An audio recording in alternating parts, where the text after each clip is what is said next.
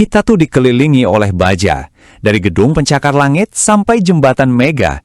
Tapi pernah nggak sih kepikiran kalau terkadang elemen yang paling kecil, yang paling sering kita abaikan, justru menyimpan rahasia terbesar tentang kekuatan dan kegagalan.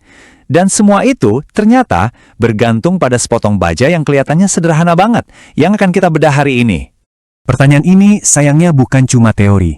Ini tuh awal dari sebuah misteri rekayasa yang berakhir jadi bencana. Dan kita bakal cari tahu, kenapa? 22 ton.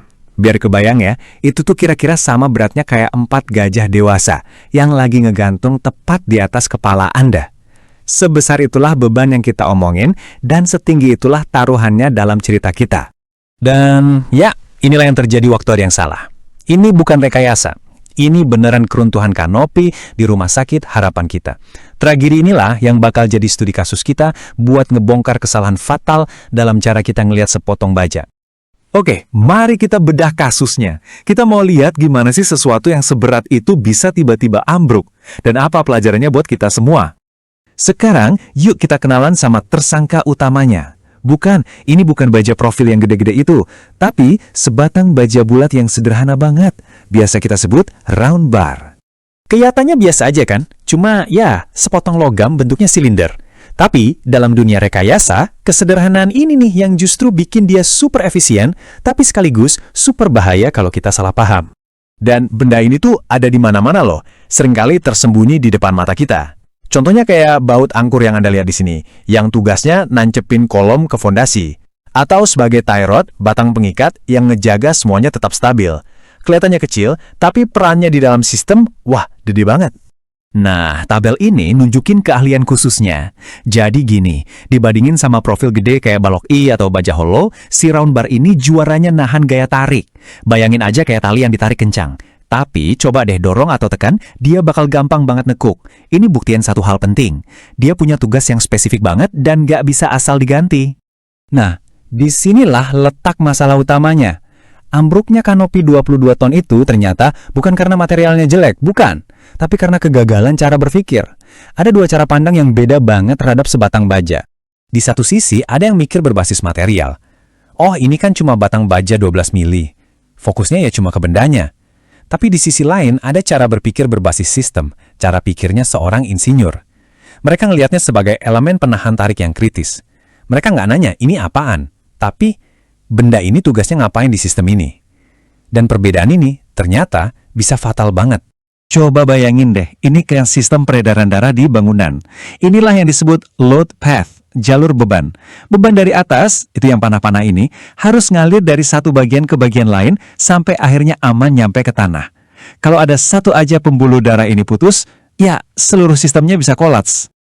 Oke, sekarang kita balik lagi ke kasus kanopi 22 ton tadi. Kita lihat gimana cara berpikir yang salah itu secara langsung jadi penyebab bencana. Prosesnya ternyata sesimpel ini. Semuanya itu dimulai dari titik paling lemah, sambungannya. Jadi batang angkur itu nggak ditanam cukup dalam atau nggak pakai pengait mekanis yang benar, alhasil dia kecabut dari beton. Inilah yang disebut pull-out failure.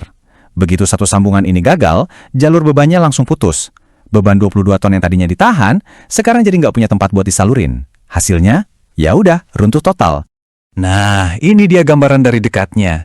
Coba lihat yang kiri. Ini pull-out failure, bautnya kecabut dari beton. Terus yang kanan, ini kegagalan di ulir bautnya sendiri. Keduanya ngebuktiin hal yang sama. Masalahnya itu bukan di kekuatan batang bajanya, tapi di sambungannya. Sambungan itu segalanya. Jadi, gimana caranya biar bencana kayak gini nggak keulang lagi? Jawabannya adalah, dengan kita mengadopsi cara berpikir yang benar. Cara berpikirnya seorang insinyur profesional. Dan ternyata, udah ada standar profesionalnya loh. Ada filosofi yang namanya Steelwise dari American Institute of Steel Construction atau ISG. Ini semacam kerangka berpikir yang sistematis buat mastiin tiap komponen baja itu kerja sesuai tugasnya. Intinya, cuma 3 pertanyaan sederhana ini, tapi kuat banget. 1. Apa fungsinya? Dia narik atau nekan? 2. Gaya apa aja yang kerja di situ? Dan 3, yang paling penting, gimana dia tersambung? Fungsi, gaya, sambungan. Cuma 3 itu. Ini semacam checklist mental yang bisa mencegah bencana. Pada akhirnya, pilihan antara 2 cara berpikir ini punya konsekuensi yang benar-benar nyata. Coba deh kita lihat perbedaannya. Di satu sisi, ya inilah hasilnya. Ini harga yang harus dibayar kalau kita cuma ngelihat sepotong baja dan abai sama perannya di dalam sebuah sistem. Sebuah kegagalan yang harusnya bisa banget dihindari. Dan di sisi lain, inilah hasilnya kalau kita berpikir secara sistematis. Lihat deh, strukturnya itu jujur, terbuka. Kita bisa lihat tiap sambungannya. Ada redundansi, artinya kalau satu bagian gagal, masih ada jalur beban cadangan. Ini desain yang jelas, pinter, dan yang paling penting, aman. Nah, ini ngebawa kita ke pertanyaan terakhir. Setelah kita lihat betapa kompleksnya tugas batang baja yang kelihatannya sepele, coba deh sekarang lihat sekeliling Anda. Benda sederhana apalagi ya yang mungkin sering kita anggap remeh, padahal dia adalah bagian krusial dari sebuah sistem yang jauh lebih besar.